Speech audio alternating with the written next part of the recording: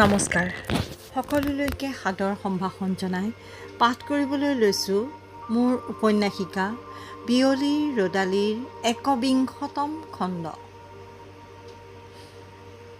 এক অনন্য একাত্মীয়তাৰ বান্ধোনেৰে বান্ধ খাই পৰিল CGMCৰ প্ৰপাইটৰ বিমল চৌধুৰী আৰু অফিচ এছিষ্টেণ্ট ৰিমঝিম প্ৰিয়দৰ্শিনী, লগতে কানুখুৰা ওৰফে কনক শইকীয়া। সকলো প্ৰট'কলৰ মাজেদিও বৈ থাকিল সেই আত্মীয়তাৰ সুৰীয়া সুঁতি। চাওঁতে চাওঁতেই প্ৰতিষ্ঠা দিৱস পালেহি। সকলোফালেই কেৱল ব্যস্ততা। কোনে কেনেকৈ নিজৰ ভাগত পৰা দায়িত্ব সুচাৰুৰূপে পালন কৰিছে তাৰ যেন অঘোষিত প্ৰতিযোগিতাহে চলিছে। ৰিমঝিমৰ ভৰি মাটিত পৰাই নাই। উখল মাখল পৰিৱেশ। কানুখুৰাৰ উপদেশ মতে এইবাৰ এমিলিয়ে লটাৰী টিকেট প্ৰিণ্ট এনেকৈ কৰালে যে তাত কাৰো নাম লিখাৰ ব্যৱস্থা নাই। এটেণ্ডেঞ্চ ৰেজিষ্টাৰৰ চিৰিয়েল নাম্বাৰহে ভৰাব পাৰিব। নতুনত্ব পাই সকলোৱে ভাল পালে। চৌধুৰী আৰু কানুখুৰা লটাৰীৰ বাহিৰত থাকিল।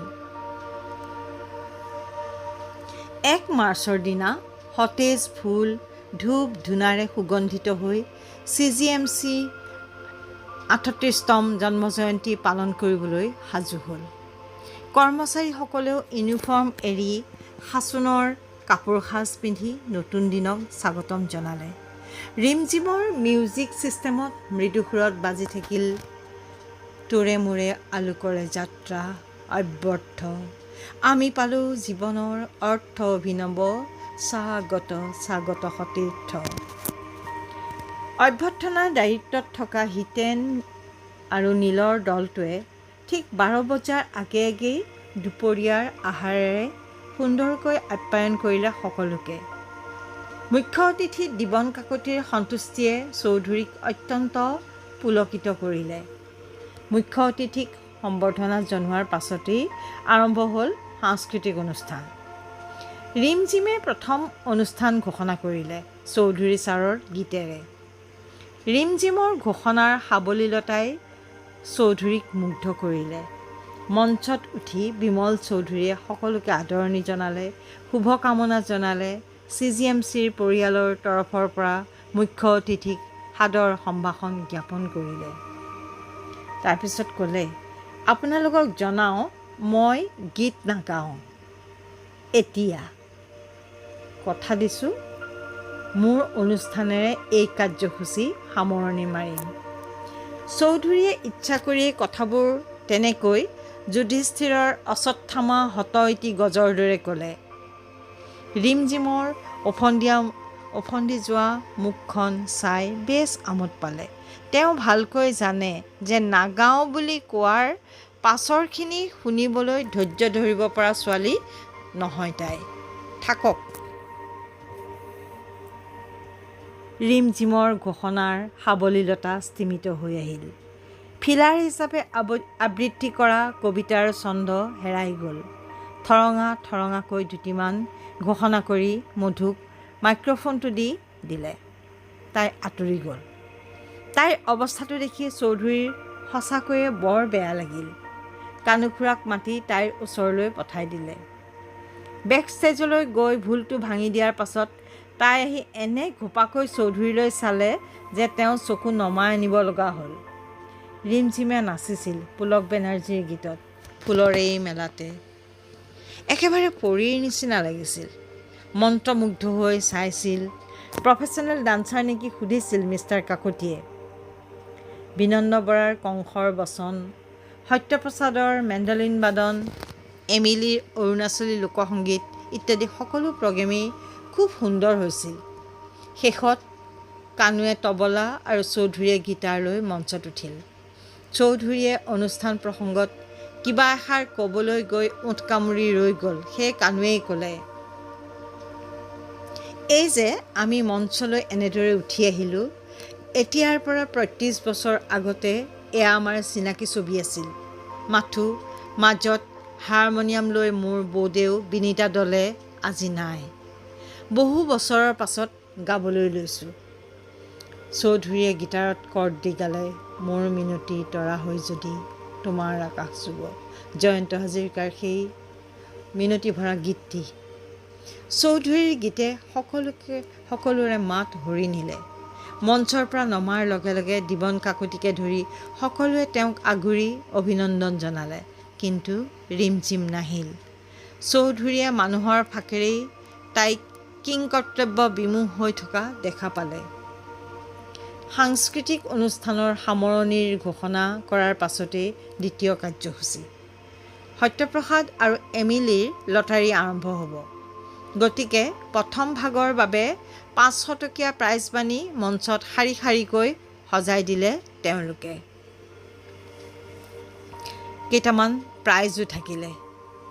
লটাৰীৰ যা যোগাৰ হৈ থাকোঁতেই ৰিমঝিমে এটা বিশেষ কাৰণ দেখুৱাই চৌধুৰীক আঁতৰাই লৈ গ'ল। চৌধুৰীয়ে লাহেকৈ সুধিলে, ৰিম, কিয় মাতিলা?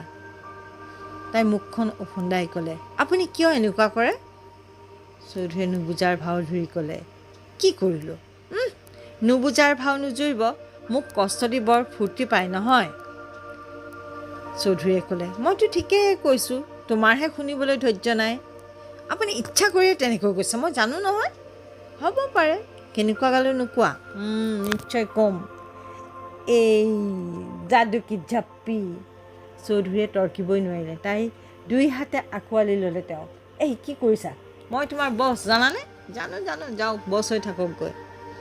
চৌধুৰীক তাতেৰি তাই এমিলি মধুহঁতৰ ওচৰ পালেগৈ। তেওঁ ভাবি নাপায় এই ছোৱালীজনীক লৈ কি কৰিব।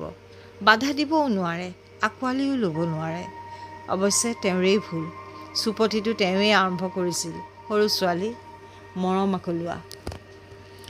লটাৰীৰ সঞ্চালক মিষ্টাৰ কাকতিয়ে কানুক সহায় কৰিবলৈ ক'লে, যিহেতু তেওঁ লটাৰীত অংশ লোৱা নাই। প্ৰথম ভাগত প্ৰতিটো টিকেট টানি সেই নম্বৰৰ ব্যক্তিজনক মঞ্চৰ পৰা প্ৰাইজ লৈ যাবলৈ দিয়া হ'ল। লগে লগে কানুৱে টিকেটটো সমান কৰি পিন আপ কৰি গ'ল। যিহেতু দ্বিতীয় ভাগৰ খেলখনত একেখিনি টিকেটকে ব্যৱহাৰ হ'ব। প্ৰথম ভাগ শেষ কৰি দ্বিতীয় ভাগ আৰম্ভ কৰাৰ আগতে কানুৱে সকলোকে উদ্দেশ্য কৰি ক'লে, এইখন বৰ গুৰুত্বপূৰ্ণ খেল। মাত্ৰ এজন ভাগ্যৱানেইহে প্ৰাইজটো পাব, বাকী 19জনে নাপাব। মানসিকভাৱে আপোনালোক সাজু হৈ লওক। সঞ্চালকৰ সিদ্ধান্তই চূড়ান্ত সিদ্ধান্ত। খেলখন কিন্তু ৰোমাঞ্চকৰ কৰিবৰ বাবে মই ভাবিছোঁ কিছুমান চাদা টিকেট ভৰাই দিয়া যাওক। নহ'লে একেটানাতেই খেল শেষ, নহয়নে? আপোনালোকে আহি টিকেটসমূহ ভালদৰে চাই লওক। এয়া 20খন আপোনালোকৰ নম্বৰ লিখা টিকেট আৰু এয়া 10খন ব্লেংক। আহক চাই লওক। কানুৰ কথা শুনি প্ৰত্যেকে এজন এজনকৈ আহি 2 ভাগ টিকেট চাই গ'লহি। নিজৰ টিকেটটো আছেনে নাই সেইটোও চাই ল'লে। চৌধুৰী নিশ্চুপ হৈ বহি আছে। কানুৰ আলেখ-লেখ চাই আছে। খেল আৰম্ভ হ'ল। সঞ্চালক কাকতিয়ে টিকেট টানিলে। 4 বাৰলৈকে ব্লেংক ওলালে। পঞ্চম বাৰত এটা নম্বৰ ওলাল। চিটটো খুলি সকলোকে দেখুওৱা হ'ল। নম্বৰ 17। কাৰ নম্বৰ বিচৰা হ'ল।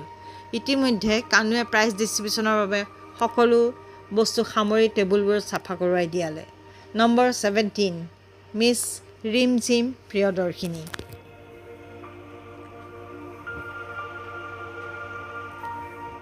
সুখে সুখকেই কাটে। চেনেহৰ সূতাৰে বোৱা সেউজ চাদৰ এখনি বতাহতে ফিচিকে আহ ফাটে হেঁপাহৰ। লটাৰীত ফ্লেটটো পোৱাৰ পাছত দৰকাৰী ফৰ্মেলিটিজখিনি কৰি অতাই মানে এটা দিন পাৰ হৈ গৈছিল।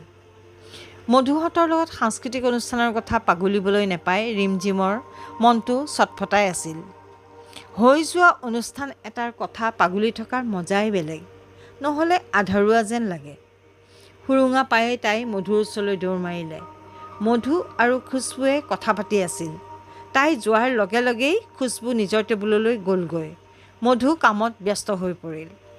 ৰিমঝিম কাষতে বহি তাইক চাই থাকিল। কেতিয়া মধু আজৰি হ'ব, কেতিয়া তাইৰ লগত কথা পাতিব তাকে ভাবি বহি ৰ'ল। মধুৱে সুধিলে, কিবা কাম আছিল নেকি? মধুৰ শুকান মাতটোত ৰিমঝিম চক খাই গ'ল। কি হ'ল মধু, গা বেয়া নেকি? নাই, নহয়। তেন্তে তোমাৰ মাতটো ইমান কিয় শুকান শুকান লাগিছে? এইবাৰ মধুৱে বেকাকৈ ক'লে, জানো তিতা শুকান চাবলৈ মোৰ সময় নাই। যদি একো কাম নাই যোৱা, বৰ নকৰিবা।